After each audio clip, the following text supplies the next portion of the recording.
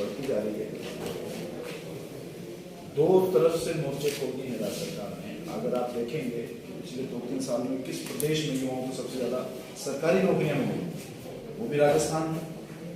और अब private industries को कैसे सरकार की मदद से बढ़ावा मिले और उस बढ़ावे से रोजगार पैदा हो, हमारे प्रदेश का व्यक्ति, हमारे प्रदेश का युवा प्रदेश के अंदर रोजगार करे, जिला लेवल पर रोजगार करे, ऐसी व्यवस्था करने के लिए हजारों करोड़ का इन्वेस्टमेंट और लाखों युवाओं को रोजगार इस जिले के इन्वेस्टमेंट समिति।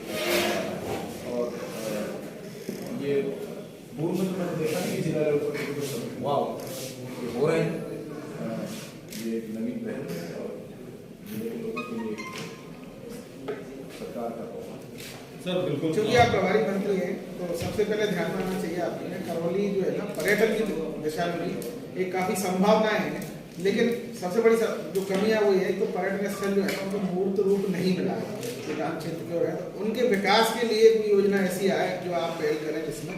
इसके अलावा एक सबसे बड़ी मांग पुरानी यहाँ चली आ रही है, 4 जो बड़े तीर्थ स्थल है उनको जोड़ने के लिए राजस्थान रोडवेज की ओर से कोई ऐसी बस चल सके जो चारों को कनेक्ट करती हुई और एक जगह स्टॉप हो और फिर वापस जाए।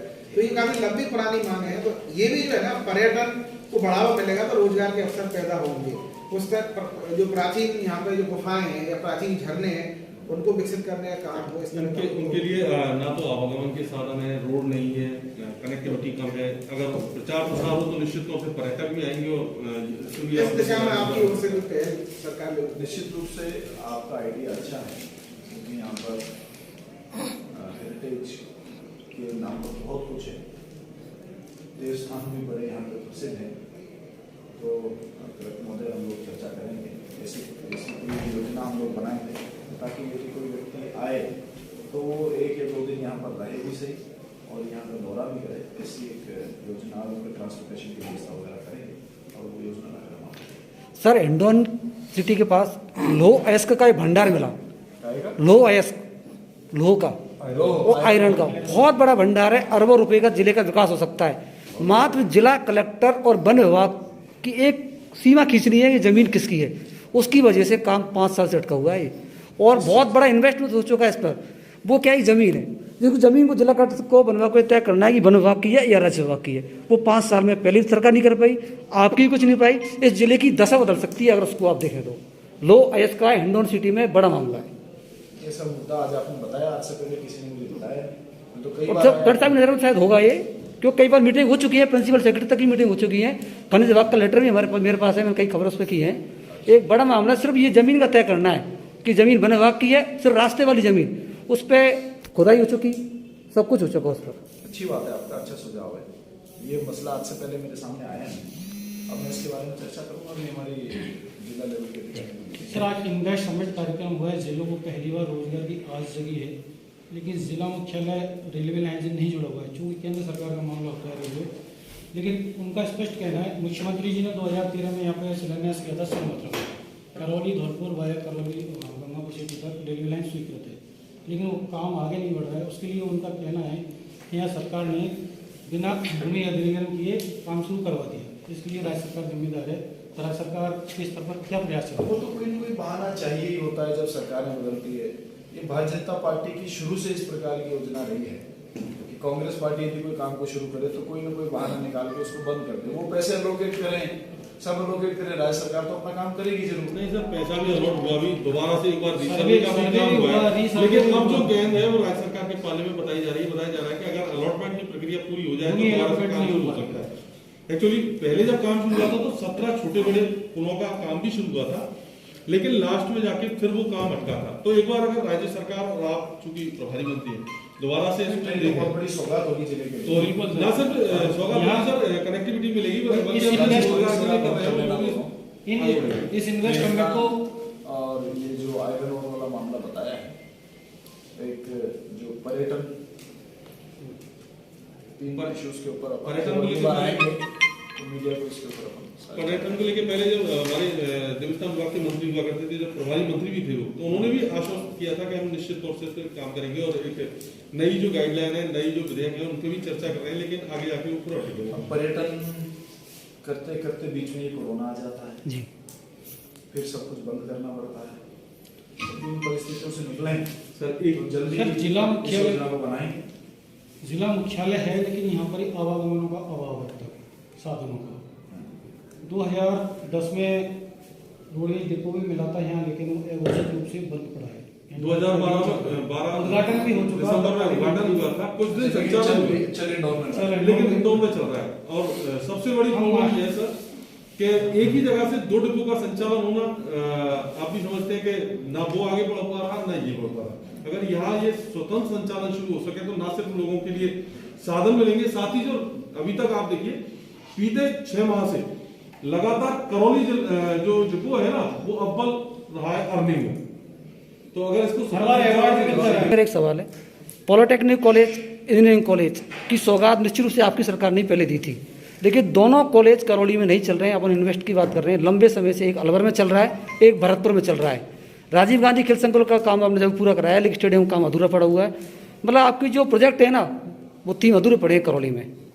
कौन से तो एक पॉलिटेक्निक कॉलेज अलवर में चल रहा है, इंजीनियरिंग कॉलेज सेंशन हुआ वो भरतपुर में चल रहा है। यहाँ के स्टूडेंटों को वहाँ जाना पड़ता है, सेंशन यही है सर। पॉलिटेक्निक का सर काम बीच में रुक गया था, 2010 से चल रहा था सर। वो अभी सर 2 करोड़ का काम लेके उसको दोबारा से कंप्लीट करा रहे हैं और वो 15 फरवरी तक सर काम कंप्लीट हो जाएगा। तो उसके बाद उसका AICTE इंस्पेक्शन होता है, वो इंस्पेक्शन करा के सर हमारी कोशिश है इस सत्र से आने वाले सत्र में चालू करवा दें। ये 2010 से चल रहा है। और इंजीनियरिंग कॉलेज भरतपुर में चल रहा है यहाँ का।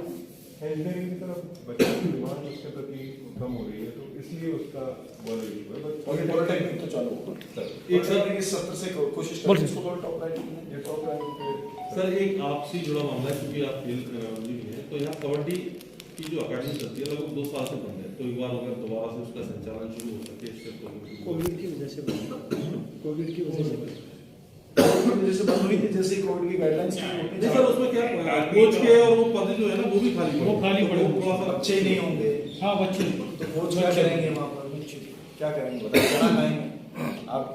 ये अकेडमी हमारी सारी अकेडमी में प्रॉब्लम है। क्या होता है कि गर्मियों में इसके ट्रायल्स होते हैं और पिछले 2 साल से लगातार गर्मियों में लॉकडाउन हो जाता है। सितंबर, अक्टूबर, नवंबर तक चलता है ये जो कोविड का लॉकडाउन, और उसकी इतने आप रख नहीं सकते, रेजिडेंशियल रख नहीं सकते। तो उस कारण क्या होता है जुलाई में सब कोई ना कोई स्कूल में बच्चे एडमिशन ले लेते हैं। वो इंतजार थोड़ी करेंगे कि 4 महीने बाद में कोई स्पोर्ट्स एकेडमी खुलेगी तो हम वहां पर जाएंगे। आने वाले साल में हम इसको समय से पहले हमारी तैयारी कि जितनी भी एकेडमी हमारे राजस्थान में है उनको हम समय से सर आज वजह वही होती है कि जो एडमिशन का टाइम होता है उस समय लॉकडाउन की पाबंदियां होती है, बच्चे अपने लोकल स्कूल जहाँ के हैं वहीं पर एडमिशन ले लेते हैं, तो वो एकेडमी फिर 20 सत्र में चालू नहीं हो पाती। सर एक आपके डिपार्टमेंट से संबंधित है खेल संकुल करौली का। 10 साल पहले आपकी ही सरकार द्वारा स्वीकृत किया गया था, उसमें पैसा भी काफ़ी खर्च हो गया, मल्टीपर्पज इंडोर स्टेडियम बन चुका, लेकिन जो खेल मैदान हैं वो केवल और केवल बजट के अभाव में बंद पड़े हुए बजट के अभाव में 4 दीवार बन भी चुके लेकिन 2016 में बाढ़ आई थी, उस दौरान उनको डैमेज भी हुआ। काफी क्षति होती है। उनको मरम्मत तक के लिए पैसा 5 साल से नहीं मिली। स्टेडियम जो है जी खेल संकुल है सर, प्रपोजल में कितना पैसा चाहिए सर उसमें मेन तो जो काम था इंडोर हॉल का था वो अभी सर 3 महीने पहले ही पूरा किया। उसका सर डिपार्टमेंट से अतिरिक्त 35 लाख का बजट भी स्वीकृत हुआ है और बहुत शानदार वो बन रहा है सर फैसिलिटी। हम तो खुद हफ्ते में 3 बार जाते हैं सर, और वो ना सिर्फ ईस्टर्न राजस्थान का, जयपुर के बाद सर इस तरह का मल्टीपर्पज इंडोर हॉल उस फैसिलिटी का, उस क्वालिटी का कम जगहों पे होगा सर। बिल्कुल तो वो बहुत अच्छा है सर, एब्सोल्युटली वो देखना एक चीज है सर आज खराब पड़े हुए हैं। आज करौली बाकी जो प्रपोजल है क्रिकेट का तो बना हुआ है, बाकी उसके अंदर की सर सीसी बन गई, एक नया रास्ता उसका निकाल रहे हैं उसमें जो भी पेंडेंसी है सर। आप हमारे को नए फ्रेश प्रपोजल बना के भिजवा दो, हम सेंक्शन कर देंगे। राइट सर खेल अधिकारी के अभाव में पिछली सरकार आपकी उस टाइम ओपन जिम आई थी पुरानी स्टेडियम में, जिसका सामान अभी तक बंद था, क्या था ओपन जिम का सामान, भरतपुर वालों को चार्ज है। ओपन जिम का सामान आया। यहाँ इंडिविजुअल दे दो, मेरा प्रभार जिला यार यहाँ तो नहीं। ओपन जिम का लाखों रुपए का सामान कबाड़ हो रहा है, कबाड़। बंद रखा है। कबाड़ नहीं होता ओपन जिम का सामान। सर पिछली सरकार आपकी सरकार सरकार 20 साल में नहीं कबाड़ होगा। आप शायद ओपन जिम के बारे में उतना नहीं सर जानते। उसका बात कबाड़ से फिर भी उसमें आप बोल रहे हो जो मैं आपकी बात तो निकाल रहा हूँ। ओपन जिम का जो, क्योंकि वो ओपन एयर के लिए है, तो उसके मापदंड ऐसे होते हैं कि वो सर्दी गर्मी बारिश से कभी खराब नहीं होता है। वो सेल्फ वेट से करने वाली एक्सरसाइज होती है, वो खराब नहीं होगा, उसको जल्दी लगा। कबड्डी अकादमी का भवन आपका खेल संकुल बन गया, इसमें अब दरारें चल रही हैं, लेकिन वो शिफ्ट नहीं हो पा रहा। जैसे अभी तो चलो 2 साल से कोरोना की वजह से बंद है कबड्डी अकादमी, लेकिन उससे पहले वो वहाँ स्टेडियम में नीचे चलती है, स्टेडियम के नीचे स्टेडियम में सीढ़ी जो है, स्टेडियम उनके नीचे जो चलती है। दर्शक दीर्घ है उसके नीचे जो कमरे बन हुए उनमें संचालन होता था उसका। तो अगर जबकि नई बिल्डिंग तैयार है तो अगर वो उधर शिफ्ट हो जाएगी तो निश्चित तौर से भवन भी काम आएगा। ये उनका उद्घाटन होते ही सबसे पहले कबड्डी अकादमी भवन बना, लेकिन वो इस समय सर एक सवाल सर, आपसे। प्रदेश में खेलों आज को चारों बढ़ावा देने विधायक के आप लिए- इतना बड़ा कार्यक्रम हुआ, 150 के हुए, करौली जिले का एक भी विधायक आपके साथ मौजूद नहीं है, इसके पीछे आप क्या कारण मानते हैं? उससे कार्यक्रम रुक गए, नहीं, कार्यक्रम तो उतना नहीं है। कार्यक्रम रुक गए, कार- सब अपना अपना काम कर रहे भैया। आप क्यों चाहते हो कि सारे एक जगह जाकर और एक काम करें? 4 आदमी 4 जगह जाकर 4 काम करेंगे, यहाँ जरूरी नहीं आदमी तो होगा। लिमिटेड है ना जी, सरकार नहीं, में। 4 विधायक में से कोई एक भी नहीं आया। आज के तो 102 ही विधायक हैं, जी, तो 102 एक जगह बैठ जाएंगे हाँ। तो वो तो लॉकडाउन हो जाएगा सरकार का। नहीं, 4 में से एक भी तो होना चाहिए था ना। तो ये आपका सवाल थोड़ी, इससे क्या लेना देना है आपका? नहीं, इससे मुझे ये लेना देना है। ये कार्यक्रम में हाँ, जो इसको बनाया गया उसमें सब जगह पर जो प्रभारी मंत्री हैं वही लोग कर रहे हैं, जिनको समय है वो पता रहे हैं, बहुत बहुत स्वागत है। मेरे जिले का कार्यक्रम मैं भी नहीं जा रहा हूँ, मेरे गृह जिले में जो हो रहा है मुझे टाइम नहीं है, मैं तो प्रभार जिलों में घूम रहा हूँ, मैं और काम कर रहा हूँ, मैं मेरे डिपार्टमेंट के काम कर रहा हूँ, तो मैं मेरे गृह जिले के कार्यक्रम में नहीं जा रहा हूँ। इसलिए ये ठीक है, इसको राजनीति से ना जोड़े। एक सर, प्रदेश में खेलों को बढ़ावा देने के लिए कोई योजना बनाई गई थी आपकी? ग्रामीण खेल होने वाला है, तो 26 जनवरी को हो जाता है, हमारी तैयारी पूरी है। बड़ा क्योंकि कोविड की सिचुएशन है, जैसे ही कोविड की सिचुएशन फरवरी में ठीक होती, क्योंकि 27 लाख पार्टिसिपेशन है और 27 लाख बच्चे खेलेंगे, तो मुझे लगता है कि आज तक दुनिया में सबसे बड़ा आयोजन रहा होगा। आज तक इससे पहले राजस्थान में आयोजन के नाम पर कभी 50 लाख रुपए भी खर्च नहीं हुए, इसमें 40 करोड़ रुपए माननीय मुख्यमंत्री जी ने दिए 27 लाख बच्चों को खिलाने के लिए, उनको किट देने के लिए, जीतने वालों को खेल के किट देने के लिए। तो ये अपने आप में ही गांव में लॉकडाउन होने की वजह से, मोबाइल और ये सब ऑनलाइन पढ़ाइयों की वजह से बच्चे मोबाइल पर ही गेम ज़्यादा खेलने में इंटरेस्ट होने लगे। अभी इस ग्रामीण खेल की वजह से फिर से फील्ड में भीड़ बढ़ने लगी, गाँव के अंदर पहुंचे। सर एक चूंकि आप जिले के प्रभारी भी हैं, खेल मंत्री हैं, तो क्या ऐसी कोई सौगात आपके जरिए जिले को मिल सकती है जो लोग आपको भी याद रखें? हम ऐसी संभावना ढूंढेंगे और बजट 1.5 महीने में आ ही जाए, कोई दिक्कत नहीं है। मेरे परिवार जिले को निश्चित रूप से सौगात देंगे। सरकार के 3 साल हो गए, लेकिन जिला मुख्यालय से लेकर कैला देवी हमारे उत्तर भारत के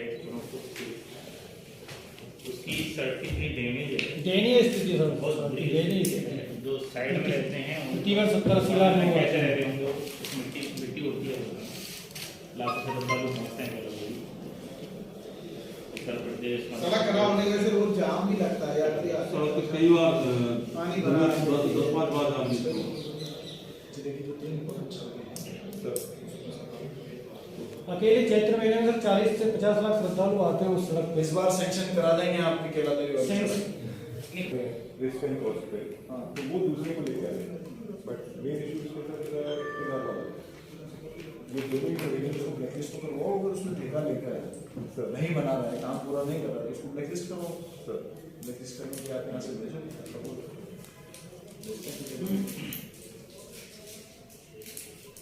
आप भी आज आपने जो भी प्रोजेक्ट्स बताए हैं, प्रायोरिटी पे मुख्य हैं सर, सड़कें यहाँ जिला मुख्यालय की खराब है, जिससे पानी भी खराब है, साफ सफाई की भी देखें तो वो भी नहीं, नगर परिषद की भी दयनीय स्थिति है।